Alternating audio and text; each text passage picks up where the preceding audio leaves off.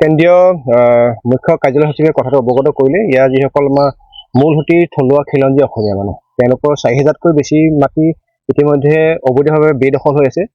মাননীয় হিমন্ত বিশ্ব শৰ্মা ডাঙৰীয়াৰ নেতৃত্বাধীন চৰকাৰখনৰ প্ৰথম পদক্ষেপ এইটোকে হ'ব লাগে। প্ৰথম পদক্ষেপটো হ'ব লাগে নগাঁৱত যিটো ঘটনা ঘটি গ'ল, যোৱাকালি যিটো ঘটনা ঘটিলে আমাৰ মৰিকলঙৰ এগৰাকী আমাৰ কি কয় অসমীয়া থলুৱা ৰূপৰেখা শইকীয়াৰ ওপৰত যি অত্যাচাৰ অমানৱীয় অত্যাচাৰ চলিলে, এই বিষয়টো কোনো ফাষ্ট ট্ৰেক, কোনো FIR, কোনো তেনেকুৱা ধৰণৰ কথা নাৰাখি চিধাচিধিকৈ এই পৃথিৱীৰ পৰাই তেনেকুৱা ব্যক্তিক মাইনাছ কৰি দিব লাগে।